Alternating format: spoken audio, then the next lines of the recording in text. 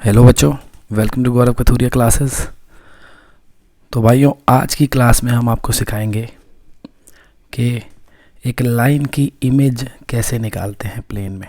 ठीक है, image of a line in a plane कैसे निकालते हैं। बट इसको निकालने से पहले आपको एक पॉइंट की इमेज निकालनी आनी चाहिए प्लेन में। एक पॉइंट की, जैसे एक पॉइंट है और एक ये प्लेन है, तो इस पॉइंट की इस प्लेन में ये इमेज आपको निकालनी आनी चाहिए। अगर आपको ये नहीं निकालनी आती तो भाई आज वाला टॉपिक समझ नहीं आएगा। ठीक है, तो अगर आप लोगों को नहीं आती निकालनी तो मैं डिस्क्रिप्शन में एक वीडियो का लिंक दे रहा हूँ। वैसे मैं करा चुका हूँ लास्ट वीडियो में। आपको नहीं आती तो आप वो वीडियो देख सकते हैं, वहाँ से आपको आ जाएगा वो। फिर उसके बाद इस वीडियो को देखने का फ़ायदा है। ठीक है, तो बढ़ते हैं आज के टॉपिक की ओर। तो देखो भाई, ये क्वेश्चन है हमारे सामने। कह रहा है find the image of the line this in the plane this. आपको एक लाइन की इक्वेशन गिवन है, एक प्लेन की इक्वेशन गिवन है। कह रहा है ये जो लाइन है इसकी इमेज निकालो इस प्लेन में। ठीक है, तो ये इमेज तो बाद में निकलेगी, पहले आपको चेक करना पड़ेगा कि लाइन और प्लेन पैरेलल है या इंटरसेक्टिंग है। ठीक है भाई, कोई लाइन या तो प्लेन के पैरेलल होगी या इंटरसेक्टिंग, और तो कोई बात हो नहीं सकती। तो वही हमें देखना पड़ेगा, क्योंकि दोनों केसेस में इमेज अलग तरीके से निकाली जाएगी। तो सबसे पहले हमें चेक करना पड़ेगा लाइन और प्लेन पैरेलल है कि नहीं है। अब वो आप कैसे चेक करोगे? वैसे तो आपको पता होना चाहिए, पर नहीं भी पता तो देख लेते हैं भाइयों। कोई परेशानी की बात नहीं है इसमें, कोई परेशानी की बात नहीं है। देखते हैं। देखो, हम चाहें तो इस लाइन की वेक्टर इक्वेशन लिख सकते हैं ना। लाइन की वेक्टर इक्वेशन आपको पता है, r is equals to a vector plus lambda b vector होती है। ठीक है ना, where a vector is position vector of a point. ठीक है ना, गिवन ऑन द लाइन। भाई ये एक पॉइंट है ना, तो इससे हम लोग इसका पोजीशन वेक्टर लिख सकते हैं। तो ए वेक्टर हमें पता लग गया, क्या है? I cap plus 3j cap plus 4k cap plus lambda times B vector. क्या होता है? ये बी वेक्टर के डायरेक्शन रेशियोज ही तो है ना। तो I cap plus 4j cap plus 2k cap. तो ये भैया हमने लाइन की इक्वेशन लिख ली वेक्टर फॉर्म में। ये जो लाइन थी इसकी इक्वेशन लिख ली वेक्टर फॉर्म में। ठीक है, ये सब अगर आपको नहीं पता तो भाई आपको 3D चैप्टर नहीं आता, क्योंकि ये सारी चीज़ें तो तब समझ में आएंगी ना जब चैप्टर आप पूरा कर चुके हो। ठीक है, तो ये हमने कार्टेशियन इक्वेशन से वेक्टर इक्वेशन लिख दी लाइन की। अब इस प्लेन की भी वेक्टर इक्वेशन लिख सकते हैं हम। ठीक है ना, ये भी हमने किसकी इक्वेशन लिखी है? लाइन की। लाइन की इक्वेशन है ये। अब प्लेन की अगर हम लिखना चाहें इक्वेशन तो क्या लिखेंगे? यहाँ से आप लिख सकते हो कि r vector dot 2i cap minus j cap plus k cap plus 3 is equals to 0। ठीक है, ये प्लेन की कार्टेशियन इक्वेशन थी, हमने वेक्टर इक्वेशन लिख दी। अब आपके पास लाइन की इक्वेशन से आपको बी वेक्टर मिल गया कि नहीं मिल गया? आपको बी वेक्टर मिल गया कि भैया जो बी वेक्टर है वो है i plus 4j cap plus 2k cap. और प्लेन की इक्वेशन से आप प्लेन का नॉर्मल वेक्टर लिख सकते हो। इसको आप प्लेन का नॉर्मल वेक्टर बोलते हो ना। क्या है ये? 2i cap minus j cap plus k cap. तो ये हमारे पास आ गया प्लेन का नॉर्मल वेक्टर।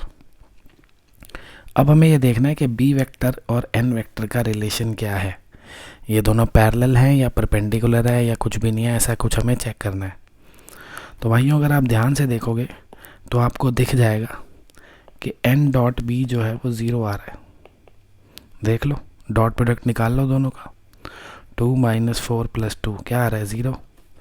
तो हम कह सकते हैं n is perpendicular to b. N vector जो है वो परपेंडिकुलर है बी वेक्टर के। और जब एन वेक्टर और बी वेक्टर परपेंडिकुलर होते हैं तो लाइन जो है भैया वो पैरेलल होगी प्लेन के। Line is parallel to plane. ठीक बात है कि नहीं है? यार ऑब्वियस है, लाइन और प्लेन अगर पैरेलल है तो ये जो बी वेक्टर होता है वो लाइन के पैरेलल होता है ना। तो जो बी वेक्टर है वो भी प्लेन के पैरेलल हो जाएगा। और प्लेन की इक्वेशन में जो एन वेक्टर होता है नॉर्मल वेक्टर, वो प्लेन के परपेंडिकुलर होता है। तो वो नॉर्मल वेक्टर बी के भी क्या होगा, परपेंडिकुलर। तो हम कह सकते हैं अगर प्लेन का नॉर्मल वेक्टर लाइन के पैरेलल वेक्टर के परपेंडिकुलर है, यानी n is perpendicular to b, तो लाइन और प्लेन क्या होंगे, पैरेलल। तो ये तो हमें पता लग गया कि लाइन और प्लेन पैरेलल है। अब हम उस हिसाब से फिगर बनाएंगे। तो बनाते हैं भाई फिगर। देखो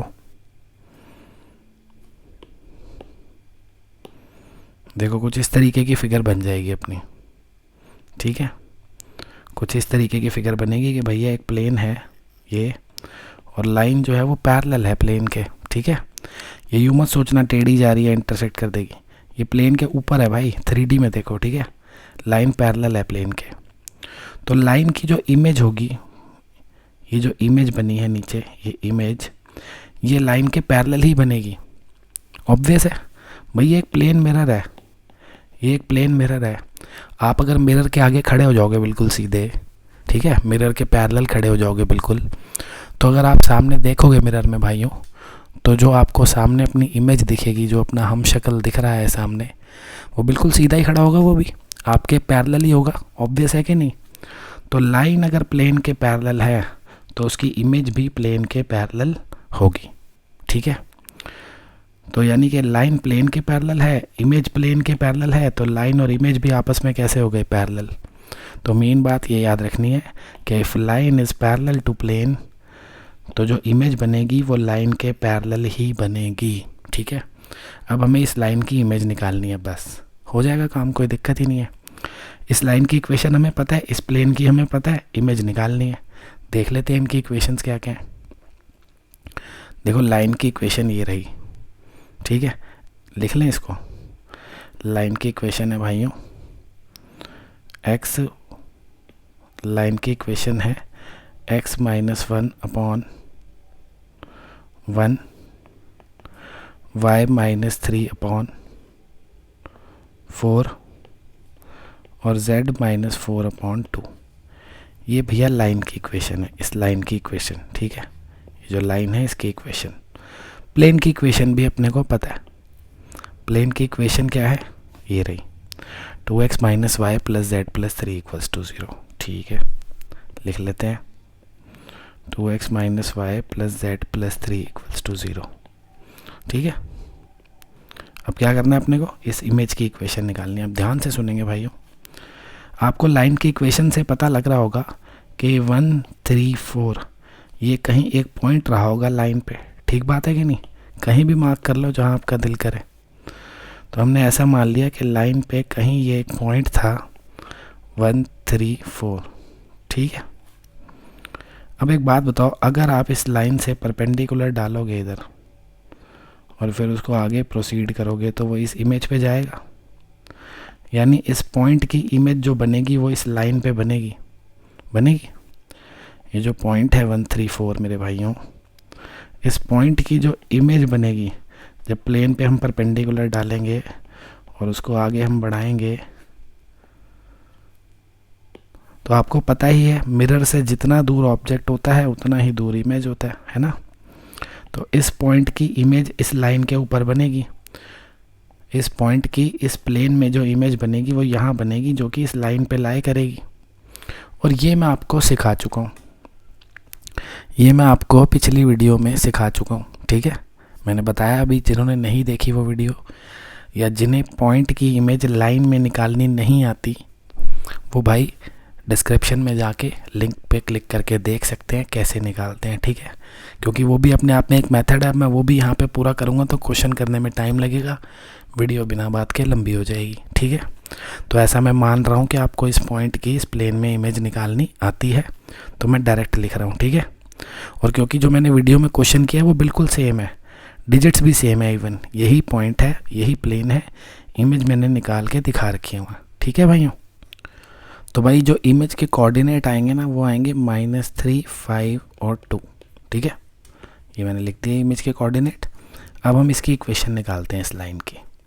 अब आपको पता है किसी भी लाइन की इक्वेशन अगर निकालनी है तो एक फॉर्मूला होता है छोटा सा अपने पास, x minus x1 upon A y minus y1 upon B is equals to z minus z1 upon C. होता है ना भाई ये फॉर्मूला? ठीक है। अब सबसे पहले तो मैं आपको एक बात क्लियर करना चाहूँगा, ये जो लाइन की इक्वेशन है आपको पता है ये क्या होता है, ये 142 क्या है कि इस लाइन के पैरेलल कोई वेक्टर रहा होगा उसके डायरेक्शन रेशियोज है ये। ठीक बात है, जो बी वेक्टर था मतलब, है ना, मतलब ऐसा कोई वेक्टर बना होगा इस तरीके से जो लाइन के पैरेलल रहा होगा बी वेक्टर, उसके डायरेक्शन रेशियोज है 142। यानी आप लिख सकते हो I cap plus 4j cap plus 2k cap. ठीक बात है, ये हमने लिख दिया एक बी वेक्टर जो कि लाइन के पैरेलल है, हमें गिवन थे उसके डायरेक्शन रेशियो। अब हमें इस लाइन की जब इक्वेशन चाहिए तो उसमें भी हमने ए बी सी रखने हैं। ए बी सी क्या होते हैं? इस लाइन के पैरेलल कोई वेक्टर चाहिए उसके डायरेक्शन रेशियो। तो क्या ये बी वेक्टर इस लाइन के पैरेलल नहीं है? भाई जब लाइन और इमेज पैरेलल है आपस में तो ये बी वेक्टर अगर लाइन के पैरेलल है तो इमेज के भी तो पैरेलल होगा, है ना। तो ये जो ए बी सी हमने लिखने हैं एक इमेज के पैरेलल कोई वेक्टर के डायरेक्शन रेशियो, तो यही तो लिख देंगे 1 4 और 2।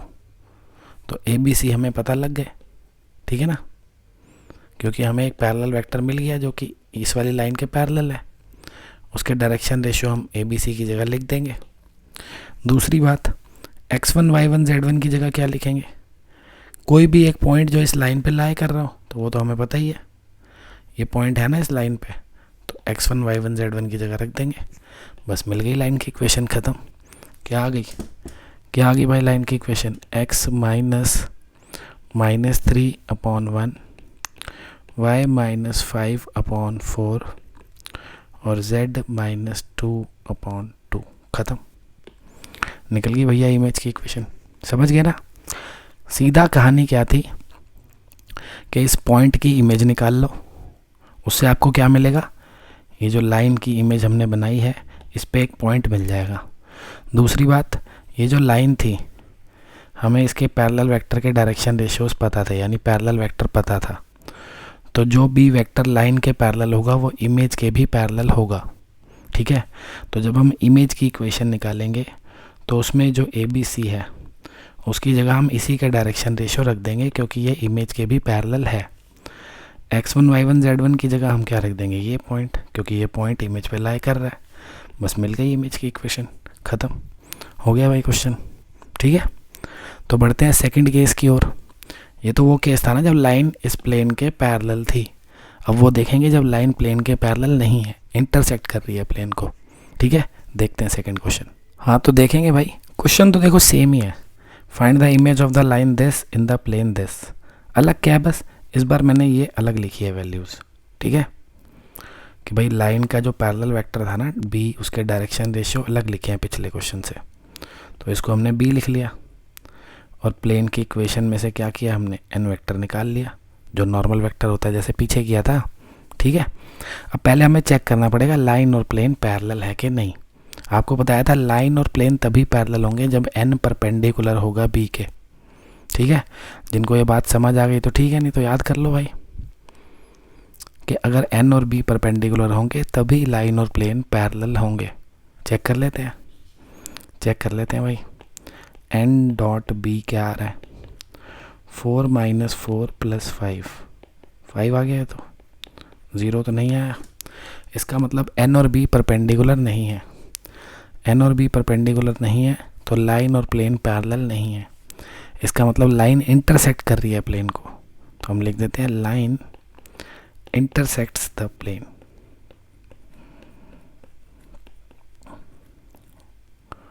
ठीक है भाई, कि लाइन प्लेन को क्या कर रही है? इंटरसेक्ट कर रही है। चलो, अब ये तो पता लग गया कि लाइन प्लेन को इंटरसेक्ट कर रही है। जब लाइन प्लेन को इंटरसेक्ट करती हुई जा रही है तो उसकी इमेज भी कुछ अलग सी बनेगी, है ना। सोच के देखो, खुद बना के देखो कैसे बनेगी, चाहे वीडियो पॉज करके, कि लाइन अगर प्लेन को इंटरसेक्ट करती हुई जा रही है मतलब प्लेन के पैरेलल नहीं है। अगर आप अपना देखो मिरर, उसके सामने खड़े हो जाओ जाके, अभी तो आप सीधे खड़े हो मिरर के पैरेलल। अगर आप मिरर में अपना सर दे मारो, ठीक है, मिरर से अपना सर टिका के खड़े हो जाओ, थोड़े टेढ़े खड़े हो जाओगे, तो सामने जो बंदा खड़ा है भाइयों, जो आपकी इमेज है वो भी टेढ़ी हो जाएगी, वो भी मिरर के पैरेलल तो नहीं होगी। ठीक बात है ना। देखो बना के दिखाता हूँ, देखो क्या ऐसा सा बन जाएगा कुछ है भाइयों, क्या ऐसा सा कुछ बन जाएगा? बोलो कि जो ये अपना प्लेन है, ठीक है, ये लाइन आ रही थी, इसने यहाँ पे प्लेन को इंटरसेक्ट करा, ठीक है, ये तो हमने आगे बढ़ा दी, इंटरसेक्ट मान लो यहाँ पे किया, तो जो इमेज होगी वो भी ऐसे ही आ रही होगी, है ना, वो भी इंटरसेक्ट करेगी प्लेन को। तो इस लाइन की जो इमेज बनेगी वो ऐसे बनेगी, ठीक है। तो लाइन की इमेज लाइन के पैरेलल नहीं होगी, याद रखना बात, क्योंकि लाइन प्लेन के पैरेलल नहीं है, तो इमेज भी प्लेन के पैरेलल नहीं होगी, इसलिए लाइन भी इमेज के पैरेलल नहीं होगी। तो इस बार लाइन और इमेज पैरेलल नहीं है। अब कैसे निकलेगी इसकी इक्वेशन इमेज की, ध्यान से देखना। तो लाइन की इक्वेशन आपको पता है, प्लेन की इक्वेशन आपको पता है, इमेज की आपको निकालनी है। देख लेते हैं एक बार, लिख ले लाइन की इक्वेशन। ये है भाई लाइन की इक्वेशन, इसको उठा लेते हैं, यहाँ से कॉपी कर लेते हैं। ये होगी भैया कॉपी, चलो यहाँ लिख देते हैं। ये आ गई हमारी लाइन की इक्वेशन, ठीक है भाइयों। इस लाइन की इक्वेशन, ये जो हमारी लाइन है इसकी इक्वेशन, प्लेन की भी इक्वेशन है ये रही, उठा लें, इसको भी उठा लेते हैं, कॉपी हो गई ये भी, चलो। तो ये आ गई अपने प्लेन की इक्वेशन, ठीक है, ये जो अपना प्लेन है इसकी इक्वेशन। फिर से वही बात, आपको पता है 1 3 4 क्या होगा, 1 3 4 इस लाइन पे कोई पॉइंट रहा होगा, है ना, इस लाइन पे कोई पॉइंट रहा होगा, तो कहीं मार्क कर देता हूँ कि 1 3 4 इस पे कोई पॉइंट रहा होगा। तो सेम चीज़ करनी है हमने, क्या करना है, इससे इस पे परपेंडिकुलर डाल के और इसकी इमेज निकाल देनी है, वो लाइन पे निकलेगी। अभी तो पीछे निकाल के दिखाई थी, बिल्कुल सेम बात। और वो हमने क्या निकाली थी, -3 5 और 2 निकाल के दिखाई थी आपको, ठीक है ना। इस पॉइंट से प्लेन पे परपेंडिकुलर डाला, आगे बढ़ाते चले गए, तो ये हमें इस पॉइंट की इमेज मिल गई -3 5 2, जो कि इस लाइन पे ही लाई करेगी। तो एक पॉइंट तो मिल गया इस पे, बट अब इसकी इक्वेशन निकालूँ कैसे सिर्फ एक पॉइंट से, क्यों, क्योंकि इस बार जो इस लाइन का पैरेलल वेक्टर होगा b, वो इस लाइन के पैरेलल तो नहीं है ना, तो अब एक पॉइंट से तो लाइन की इक्वेशन निकलेगी नहीं। क्या करूं, अगर मैं ये वाला पॉइंट निकाल लूं तो मेरे को इस लाइन पे 2 पॉइंट नहीं पता लग जाएंगे, और 2 पॉइंट से तो लाइन की इक्वेशन आपको निकालनी आती होगी भाइयों, कि नहीं आती। अगर मैं ये पॉइंट निकाल लूँ जहाँ पे ये जो अपनी लाइन है ये इंटरसेक्ट कर रही है प्लेन को, वहीं पे तो ये लाइन भी इंटरसेक्ट कर रही है प्लेन को, तो हमको एक पॉइंट मिल जाएगा जो कि इस लाइन पे लाई कर रहा है। एक पॉइंट पहले से पता है, 2 पॉइंट पता है, दोनों से इक्वेशन आ जाएगी, ख़त्म। अब ये लाइन और प्लेन का इंटरसेक्शन पॉइंट निकालना तो आपको आता ही होगा, ये तो एनसीईआरटी के क्वेश्चंस में भी करा है, काफ़ी में करा है ना। क्या करते हैं इंटरसेक्शन पॉइंट निकालने के लिए, कि जो लाइन की इक्वेशन है उसको किसी कांस्टेंट के इक्वल मान लो, जैसे हमने मान लिया कि लैम्डा के इक्वल है, ठीक है, इस इक्वेशन को हमने लैम्डा के इक्वल अज्यूम कर लिया। तो अब इन दोनों को कंपेयर करेंगे तो x की वैल्यू क्या निकल जाएगी भाइयों, 2 लैम्डा + 1 आ जाएगी। x कितना आ गया, 2 लैम्डा + 1, ठीक है ना। फिर अगर हम इसको देखें लैम्डा और y -3/4 को, इन दोनों को जब हम इक्वल रखेंगे तो y की वैल्यू क्या आ जाएगी, 4 लैम्डा + 3, सही है। फिर भाइयों जब हम इसको और इसको इक्वल रखेंगे तो z की वैल्यू क्या आ जाएगी, z की वैल्यू आ जाएगी 5 लैम्डा + 4, 5 लैम्डा + 4, सही है ना। ये हमने एक जनरल पॉइंट निकाल दिया लाइन के ऊपर, ठीक है ना। लाइन की इक्वेशन को लैम्डा के इक्वल मान लिया और x y z की वैल्यू लैम्डा के टर्म्स में निकाल दी। अब प्लेन के साथ इंटरसेक्शन पॉइंट निकालना है, तो ये तीनों वैल्यूज़ प्लेन की इक्वेशन में पुट कर देंगे, उससे हमें ये इंटरसेक्शन पॉइंट मिल जाएगा ना। देखो प्लेन की इक्वेशन क्या है, 2x - y + z + 3 = 0। तो अब आप x की जगह लिख दो 2 लैम्डा + 1, y की जगह 4 लैम्डा प्लस 3, z की जगह 5 लैम्डा प्लस 4 और ये प्लस 3 इक्वल्स टू 0। ठीक है ना, हमने x की जगह ये लिख दिया, y की जगह ये और z की जगह ये। अब इसको सॉल्व करके लैम्डा तो निकल ही जाएगा। क्या निकल जाएगा भाई, देख लो, 4 lambda plus 2 minus 4 lambda minus 3 plus 5 lambda plus 4 plus 3 7 हो गया ये। ठीक है ना, 4 लैम्डा तो कट गया भाई, तो ये कितना आ जाएगा, 5 लैम्डा 7 प्लस 2 9 माइनस 3 6 हो गया। तो यहाँ से हमें लैम्डा मिल गया मित्रों -6/5 आ गया ना, लैम्डा की वैल्यू आ गई -6/5। तो ये लैम्डा आप यहाँ पुट कर दोगे, उससे आपको एक्स वाई जेड मिल जाएंगे। लिख लें, एक्स वाई जेड क्या आ जाएंगे भैया, जो लैम्डा की वैल्यू है इसको यहाँ पुट कर दो, एक्स वाई जेड आ जाएंगे, नहीं आ जाएंगे। इधर लैम्डा की जगह क्या लिखना है हमने, -6/5। ठीक है, तो सॉल्व करके कितना आ जाएगा, -7/5 आ जाएगा। ठीक है, कैलकुलेशन एरर हो तो भाई देख लेना कोई, बाकी कंसेप्ट समझ आने से मतलब है। ठीक है, यहाँ पे भी हम इधर लैम्डा की जगह -6/5 रखेंगे तो कितना हो जाएगा, ये 15 - 24 -9/5 हो जाएगा। ठीक है, ऐसे ही ये लैम्डा की वैल्यू को आप यहाँ पुट करेंगे तो ये तो सिंपल -2 आ जाएगा। तो हमें ये क्या मिला है भाई, ये जो एक्स वाई जेड की वैल्यू है क्या दिखा रही है, ये इंटरसेक्शन पॉइंट मिल गया इस लाइन का और इस प्लेन का।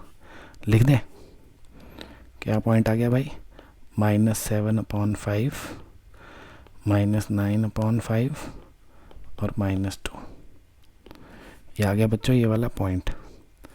अब इस वाली लाइन की इक्वेशन निकालना कोई बड़ी बात है नहीं, आपको 2 पॉइंट पता है लाइन पे, आप इक्वेशन निकाल लोगे आराम से, निकाल लोगे ना भाई। 2 पॉइंट से लाइन की इक्वेशन निकालनी आती है बच्चों।